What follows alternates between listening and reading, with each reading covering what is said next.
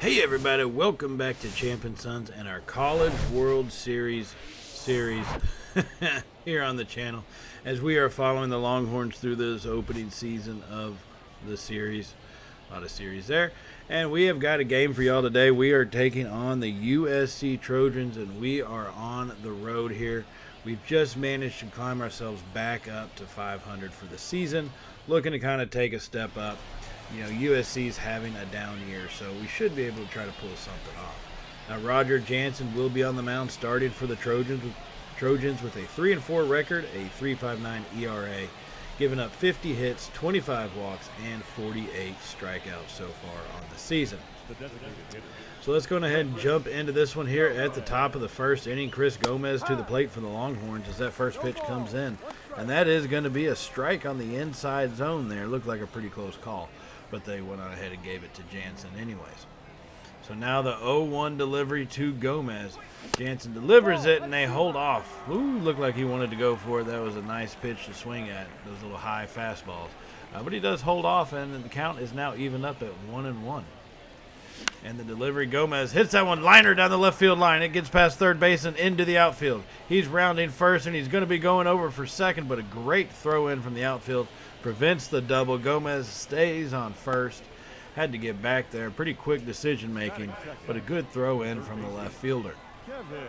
Now with one man on, Gomez sitting there at first base. Kevin Na to the plate, batting .242 on the season so far. Lets that first pitch go right over the middle for a strike. I mean, I get it, it's a 97-mile-an-hour fastball, but sometimes you just got to swing it at a pitch like that. Now the 0-1 delivery, he just swings, he goes for it. He doesn't. It's a ball actually, but they get Gomez out at second. Woo, pure panic mode on my part there. Probably should have had a little bit more panic by Gomez as he took a slow lead off of first. Now the slide step helped nab him at second, but still probably could have gotten a little better lead.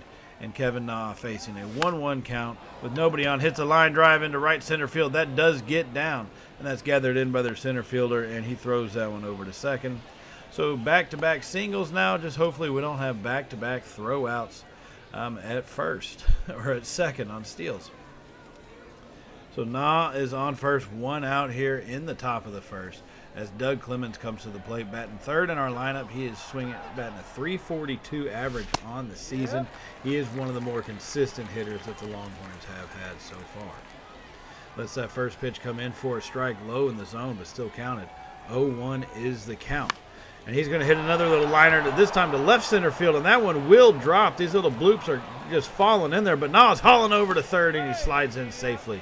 He goes from first to third on a little blooper to left center, and that one is going to get a guy in scoring position now.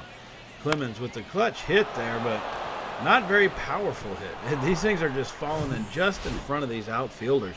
And Na was a little bit brave than Gomez was on his opening hit, as Na rounded second and made it into third.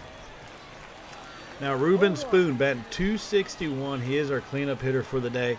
He does come on pretty strong against right-handers, though his average is pretty high against them, so that's why he's batting cleanup. Liner over to third base, and a great nab by the third baseman. Right there in the hot corner, Spoon yanked that one down, coming off his bat at 97 miles an hour, and out number 2. Now Shavitz will be up next with Darrell Sims batting 6th. And then the final 3 is Richie Murphy, Jacob Pena, and the other guy. Now Grant Shavitz coming to the plate batting .276 on the season. He was injured to start the season, so we didn't see him too much early on. But hopefully we will see him playing more often now. And he hits a liner over to right field. That one falls in. And 1 run will score. We move another man over to third. Clemens slides in safely over to third. And the Longhorns will take a 1-0 lead on that line drive. Berger over there in right field, you've got to be careful with him. He does have a heck of an arm, and it's not one you really want to test very often. But he got over there, nabbed that one. Shavitz gets the RBI single. Here comes Darrell Sims. 2 outs in the top of the first. Longhorns leading 1-0. And the pitch over to Sims, he fouls that one off. A good little cut at it, but just the timing was off on that 84-mile-an-hour changeup that he threw. So 0-1 is the count. Jansen delivers an 0-1 pitch, and that's down low for a ball, trying to get Sims to ground out. He does have a tendency to possibly hit a home run if he can get a hold of it.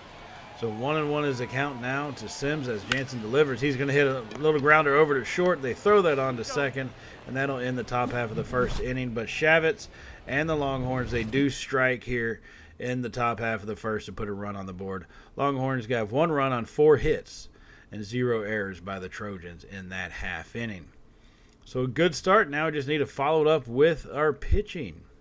And that's where we got to have some consistency now.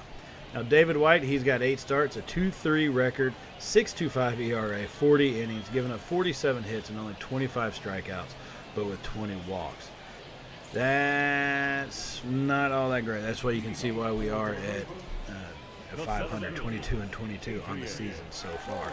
But hopefully we can get something turned around. As the Trojans hitters, they're decent. Like, a lot of them are above bound, around 240 and above, but They have a tendency to strike out and get easy out. So maybe we can try to take advantage of that today, as David White, after throwing that fastball, is off to a good start with an 0-2 count, facing off against Adrian Torres, who has a 279 average.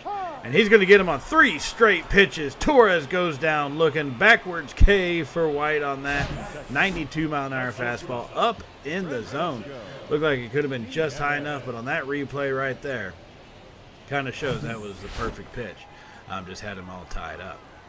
Now Francisco Nieves batting second for the Trojans, but sporting a 287 batting average, facing off against White. Both of these guys are right-handers, and Nieves is on up there in the home run leader count for the Trojans this season. That second pitch by White is going to be a fastball that's just out of the zone. It is going to be even up a count at 1-1. As White gets set and delivers. It's going to be a large drive to short. Luciano jumps up and nabs that one real quick. A hard liner over there to shortstop. Luckily, Luciano is playing far enough back. Now, Crespo will be the third batter. Then Esparza, Calderon, and Rosario are the 4, 5, 6. Berger, Tanner, and Castro will round out their 9 batters here in this one. Basically, decent batting averages for the most part that you're seeing along the board, but nothing totally outstanding. Leandro Crespo batting third here with 2 outs in the bottom of the first inning. He's going to hit a grounder right back at him. White scoops that up and throws it on over to Clemens at first, and we're going to get out of that inning fairly easy with no threats to us there. So still 0 runs and 0 hits for the Trojans as the Longhorns lead 1-0 after 1 inning here at Southern Cal. Now we're going to jump up here to the top of the 4th inning. Longhorns are leading 3-0 right now. Jansen is still in the game. We do have a runner on first, but Luciano is at the plate, and as he has a 1-1 count. Now Luciano's already 1 for 1 on the day, trying to get his second hit here. Jansen from the stretch delivers. They take off for second. He fires it over to him. He's not going to get him this time, as we get the steal at second right there. Jacob Pena, his 3rd stolen base on the season. He's got a lot of speed, and it's about time we start using it. So 2-1 is a count to Luciano here. As a 2-1 pitch comes in, it's a hard liner to deep right center field. And that one does drop. But we're had to no out, so we had to kind of tag up. Oh, so Pena only gets over there to 3rd base. Had to be careful. I'd rather be safe than sorry in this type of situation. 3-run lead right now is not insurmountable. Okay, so got to just play smart. Now Gomez comes to the plate, sporting a 1 for 2 on the day as he takes that first pitch that is going to be down low or in the zone for a strike. Looked like down low for a ball, but they did call that one a strike. So 0-1 is the count here in the top of the 4th inning. No outs. Gomez is at the plate. Pena's on third. Luciano is going to be at first, and there's a line drive to left center field. That's going to get down. 1 run will score, and then everybody else is going to hold up at their base. So right now, Longhorns added on another run here as we have 2 men on with 1 in scoring position. No outs here in the top of the 4th inning. See, these bats are coming alive, but they're not power hits. They're just getting the basic hit that they need. You don't have to have a deep fly every time. It helps. But don't get me wrong, you don't have to have it. And they're kind of proving that right now. So 2 men on, nod to the plate, liner over to right field. Berger's there. Are they going to test him? And they are not. Look at that arm. I mean, that wasn't the most accurate to throw, but Berger has got a hell of an arm. That would have gotten just about anybody on our team out if they had tried to take it take that take-home plate on him on that one. So we make the smart move and hold off for him. And it looks like there is going to be a pitching change happening right now. Jansen, oh, man, he just could not pull it off. Bases loaded. It's not where you want to keep a guy in. So they do remove him out to see if they can, see if their pitching change can have an effect for him. They're going to bring in Ryan Mackey. He's got 15 appearances on the season, pitched 37 innings with a 5.11 ERA, 25 strikes and 20 walkouts. 250 average for right-handers and 302 for left-handers. Man, their pitching rotation just is not that strong this year. So hopefully we can take advantage here in the top of the fourth inning. Bases loaded. Doug Clemens is to the plate, and that first pitch comes down low for a ball, make it 1-0. Clemens hit a home run, a little single shot, hit a solo home run in the second at bat, as he is 2 for 2 on the day so far. So 4-0 is the lead, and the 1-0 pitch comes in delivered just outside for 2 balls, 0 strikes. Clemens is a guy you do have to be careful with, sporting a 407 average with runners in scoring position. So Mackey comes in, the 2-0 delivery right down the plate. Clemens, deep drive to left field, and that one is going to be caught. But we do tag up. Both guys go. And in an effort to protect the guy going home, we take third as well. Figure what the hell, why not? They do get him out at, it looks like Gomez at third. It is basically a double play, but 1 run does score, which, you know, I'm fine with. I didn't trust our guy at third anyways. You know, he didn't have the greatest amount of speed in the world. And so we sacrificed Gomez in that play. It is what it is. It happens. So now here comes Ruben Spoon to the plate. 1 for 2 on the day with one on right now. 1 on in the first top half of the fourth inning. Runner on first. Good Lord, got to get my words together. So here we are leading 5-0 here. The first pitch that came in was for a strike up in the zone. So the 0 count is 0-1. Mackey delivers. Spoon fouls that one off behind the plate, and that's going to make it an 0-2 count here. On the road for the Horns. So Spoon, 1 for 2 on the day, looking to get himself a multi-hit game. 0-2 delivery up high and out of the zone. Held off on that one, and I'm not sure how he did it. 1-2 is the count now. Mackey gets set, delivers the pitch. Spoon hits a grounder over to the left side. Third baseman scoops it up and fires it over, gets him at first.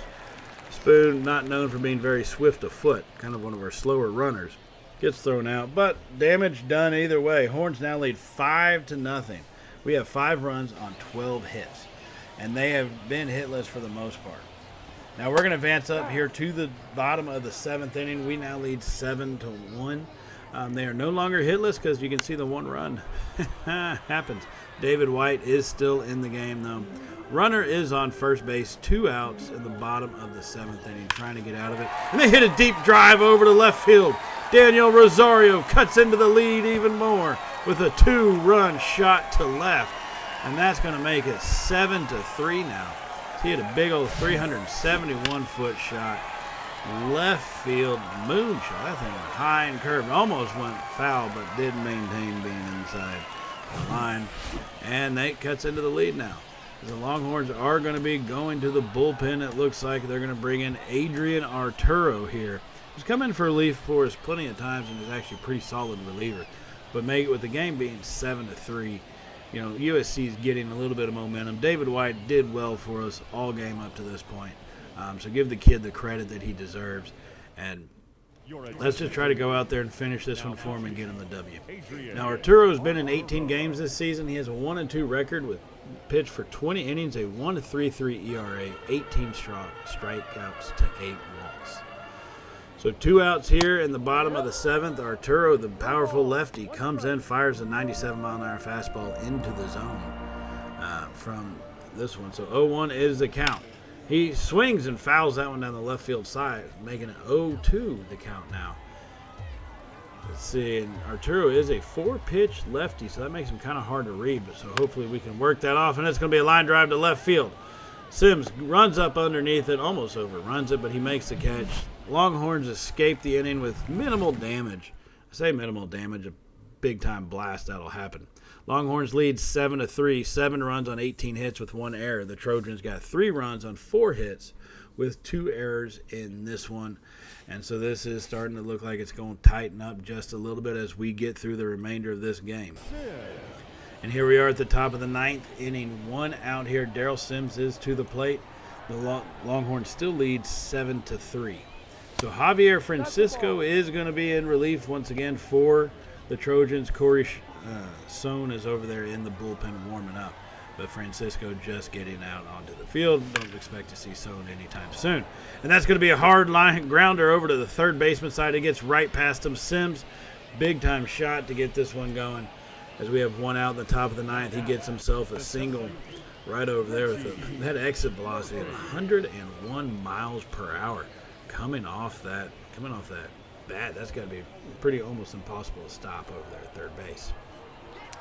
Now Richie Murphy, who's having a great day, 3 for 4 on the day, lets a fat pitch go by as the count is 0-1. But he's got 3 doubles so far. He is batting tremendously, seeing the ball incredibly well as he now is a runner on first, trying to get this one moving around. Hits a line drive deep to right field. That one is going to be off the wall, and he's rounded first and going over to second. Berger fires that one in. Ooh, look at that. Berger, quick. Richie Murphy's got some speed. And Berger's fast enough. He hit that ball so hard off the wall. Berger was able to scoop that up and actually could have possibly gotten Murphy out at second. But they had to protect the guy from going home. So once again, we don't test him. And now we have a runners on second and third. Pena to the plate, who's 0 for 4 on the day, and they are going to walk him. They intentionally walk the only guy, I'm pretty sure, on our team that's hitless in this one, to bring up Luciano, who's 3 for 4 with a double and 2 singles and an RBI. I got to question that coaching decision, but we'll see if it pays off for him. Bases loaded, double play is an option here. First pitch, that's going to be a liner over to left field. 1 run will score, and we're going to hold everybody up. Bases loaded once again. Luciano takes advantage, drives in an RBI. And this is just ridiculous. I mean, who loads the bases on a guy that's 0 for 4 on the dang day? Like, why would you do that? I don't know. Someone will have to ask him in that post-game presser about that decision. Now Chris Gomez to the plate. Once again, bases loaded. Only 1 out here in the top of the 9th inning. Longhorns now lead 8-3. Trying to extend it. Deep drive. Right center field. Berger chases it. He can't get it. 1 run will score. And another run scores. And that's going to be a 2-run shot by Gomez. It's going to be 10-3 here. And we had to keep our runners held up just from the way, had to make sure Berger didn't catch that dang thing. Just out of the zone, but takes it the opposite direction. Gomez with a beautiful shot there to right center field. And that one got down, and that would allow us to score the final run to the game, giving us a big-time victory. 10-3 here on the road to open this series up. So a great way to get things started. And the offensive performance, you got to like seeing it, but really I prefer the pitching by David White. Did an excellent job, took advantage of these Trojan hitters when he could in changing the speeds and the location up. Wasn't always able to hit the corners, but did well enough that we were getting some easy outs there. Ball's not coming off the bat very well. That was until his arm got a little too tired, Stuff like that happens, but a great game here played by the Horns as we do escape game 1 of a 3-game weekend series here. Now, we will not be following up with the rest of this series for the Longhorns and the Trojans for the next couple games. We are actually going to be going on the road to check out some of the other teams around the league. And let's go ahead and get into that one right now. As we are here with we got Miami Hurricanes facing off against the Tarheels. Sometimes it's kind of hard to recognize these stadiums after you build them. But the Tarheels are going to be the home team in this series. Both teams are doing pretty decent in the ACC, kind of around the mid-range. Not one of them. They haven't really taken that leap to become, that number 1 team. Now we're going to go ahead and move on up to the top of the 5th inning. No outs here. Miami's got a 2-0 lead with a runner on second. Lewis pops out to right field, and that's going to be a sacrifice that basically moves the runner over to third base, gets him within scoring position. Fernando Juarez is the pitcher here for the Tar Heels. He's been doing pretty decent for him all day. It's just a couple, bloop and a blast, and now you're down by 2. That's just kind of how things happen. Fernando Valdez coming in. He's the leadoff hitter here for the Hurricanes in the number 1 spot, but he's 0 for 2 on the day so far. A well-hitting lefty, just doesn't do that good with runners in scoring position, batting only a 154 so far on the season. And that second pitch is going to be fouled off, and that's going to make the count even up at 1-1 here in North Carolina. Valdez, he's ready at the plate. Juarez comes set, and he delivers a 1-1 pitch. Swing and a miss on by Valdez. Ooh, that was a tough one. I think he got caught off guard by that fastball just outside of the zone. And that's going to make the count now 1-2 here as Juarez gets set. And he comes home with the pitch. And that one's going to be, they called it inside. It looked good, like it crossed right over the inside edge of the plate, but they do not go for it. The umpire said, "Not today, sir, not today." And the count is now evened up at 2-2. Valdez trying to hold in to get his first hit on the evening. 0 for 2 so far, and he holds off on that one as the count is now full 3-2 count. 1 out here in the top of the 5th inning. Now the first base is open. I'm not sure you want to walk a guy that's struggling right now all that much. So here comes the payoff pitch from Juarez. High, but they're going to give it to him a strike. Valdez, he strikes out looking. That pitch looked high and out of the zone, but they gave it to him anyway. Man, I think Valdez has got an argument to be made on there. But hey, you know what? It is what it is. Ump made his call. Too bad, too sad. Go sit down, sir. Now Brandon Fowler is going to come to the plate. He's also 0 for 2 on the day and takes the first pitch inside, a changeup for a strike. So the count is 0-1. Fernandez coming in, or Juarez coming in strong here, opening these bats out. Starting out 0-1 on the last few of them. Second pitch is going to be a fastball just outside, and that's going to make the count evened up here. Tarheels got Lenny Thornton and Renee Serrano, a righty and a lefty, warming up there in the bullpen, trying to keep the Hurricanes guessing. Juarez comes set, checks a runner at third, and delivers the pitch home. Swing and a miss there by Fowler. Fowler's 0 for 2 and has currently been struggling, so got to take advantage when you face him. Juarez now 1-2 is the count and delivers the pitch. Down low and outside. Ball now evens things up. Fowler holding in tough, being smart, swinging at pretty much only good pitches for the most part. 2-2 delivery. Fouled off down the left field line, and that one goes into the stands there. Got to be careful. It's funny how Major League has to have a net basically all the way down. College baseball, not so much. And maybe that's the design of the stadiums. I don't know. If y'all do know, hey, put down in the comments, why does college baseball have to have nets all the way down? So, just a topic of discussion. Think about it. As Juarez strikes him out, and that's going to end that part of the inning. Now we are going to advance up here to the bottom of the 8th inning. Freddie Copeland, 1 for 3 on the day, facing off against Thomas Dow here for the Hurricanes. Miami is still leading 2-0, but the Tar Heels are in position. They got 2 men on, both of them in scoring position on only 1 out. Now Freddie Copeland swings and misses and gets behind 0-2. And he watches that one go through. How do you watch that pitch? You're down by 2 runs. You have a 2-strike. How do you watch that pitch come through? Look at that. Just paints the black. Dow with a beautiful pitch. And that's the out number 2 here in the bottom of the 8th inning. This is arguably the best chance that they've had all game here for the Tar Heels to get some runs on board. Andrew Thorne to the plate, 0 for 3. He hits a liner over there to left field. They're chasing it down, and they will gather that one in, out number 3 in the 8th inning. Miami leading 2-0, and that is all they would need. Right? No other threatening runs by either team in the 9th inning, and Miami takes this one off. As they're looking to try to get a sweep going. You know, they had a good start to the series in their first game. This game, they're now leading the series 2-0, and it is just a 3-game series. So here we come to game number 3. Now the Hurricanes offense is struggling with a 182 batting average, but their pitching is being out-dang-standing. They've allowed only one earned run in the 2 games so far this series. You see Miami's won both of them, 3-1 in the first game, 2-0 in the game we just saw, and now here is game 3.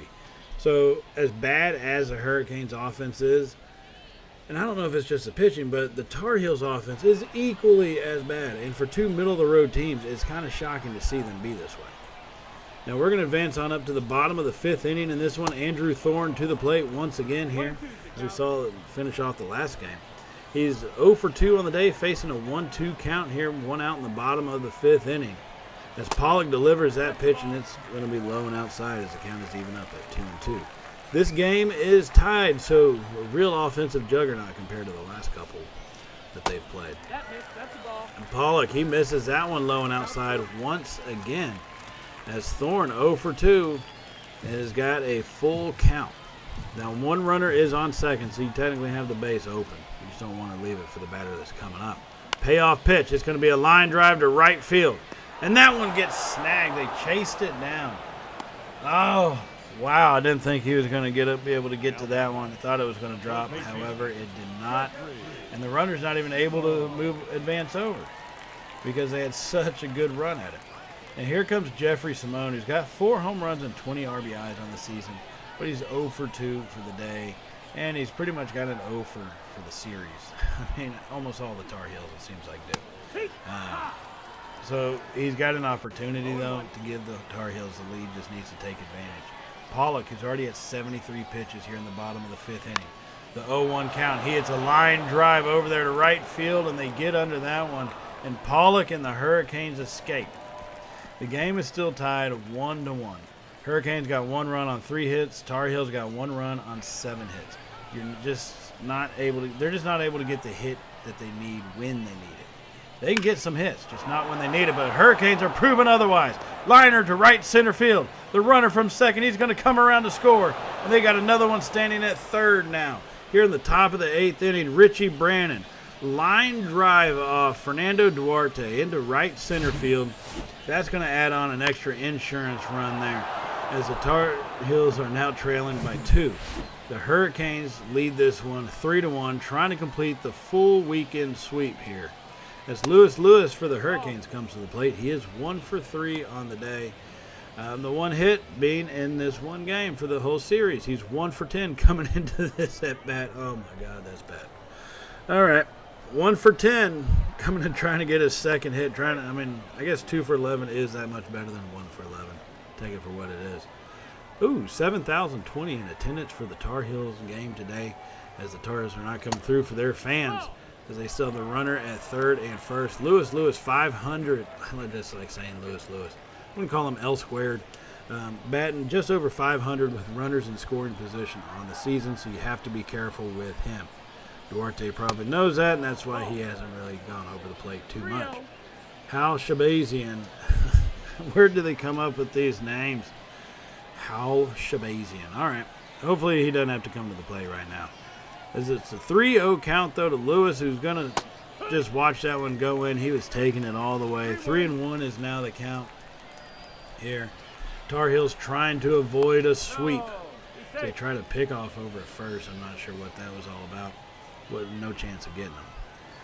Duarte comes in, checks on the runners, 3-1 delivery, swing. That's going to be a high fly ball to center field. They are chasing it. He's on his horse, and he makes the catch, and that 8th inning is ended 3-1 after the line drive by Richie Brannon, doing the damage. Now the Hurricanes lead 3-1 on 7 hits with only 1 error, as the Tar Heels have 7 hits and no errors, but only the 1 run. Like I say, clutch hitting is what this series has come down to.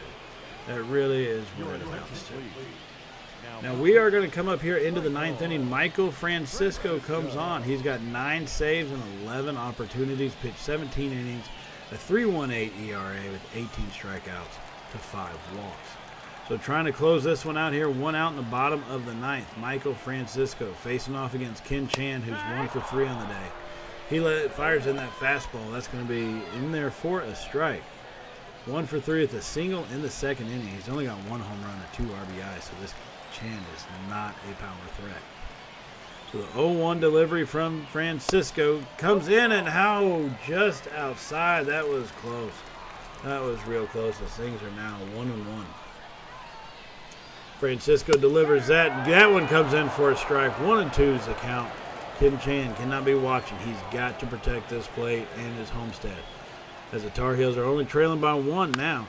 It's 3-2, and Chan's going to ground over to second, and they throw that on to first, and he's going to be out. So the Tar Heels did score a little earlier in the 8th inning, but hey, you know what? It is what it is. So still a 1-run game. Tar Heels still trying to, I guess, get swept as Reggie Song comes to the plate. 0 for 3 on the day and 0 for 9 in the series. Oh, my God, that's so bad. And he's about to make it 0 for 10 as he grounds over to second. The Hurricanes do complete the sweep of the Tar Heels.